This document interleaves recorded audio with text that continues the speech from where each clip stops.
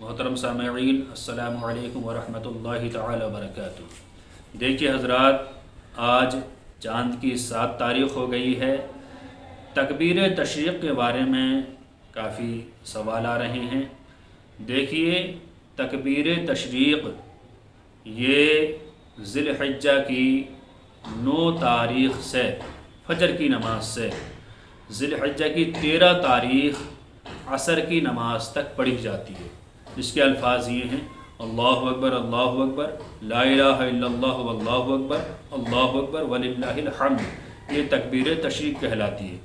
ہر نماز کے بعد جو جماعت مستحبہ کے ساتھ ادا کی گئی ہو، اس کے بعد ایک بار پڑھنا اس کا واجب ہے، اور 3 بار پڑھنا، 2 بار پڑھنا یا زیادہ پڑھنا یہ افضل ہے۔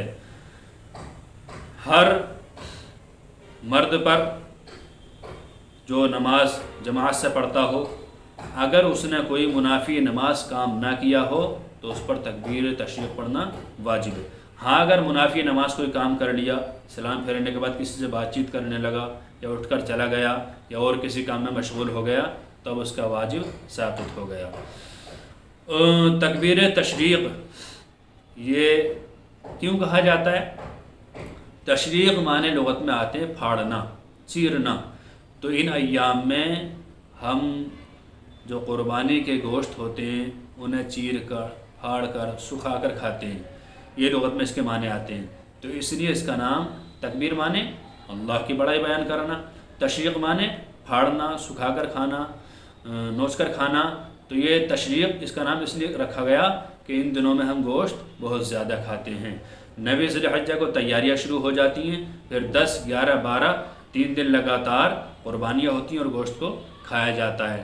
تو کثرت کی طرف اشارہ کرتے ہوئے اس کا نام تکبیر تشریق رکھا گیا۔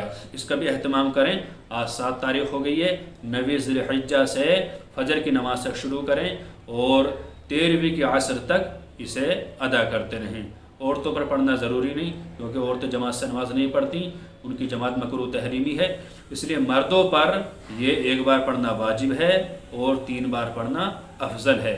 اگر امام کو دھیان نہ رہے تو مقتدی زور سے پڑھیں تو اس کو دھیان آ جائے گا، یاد دلائیں، اور چاہیے کہ سبھی بلند آواز سے پڑھیں۔ اللہ تعالیٰ سے دعا ہے کہ ہمیں صحیح مسائل سیکھنے کی توفیق عطا فرمائے۔ السلام علیکم۔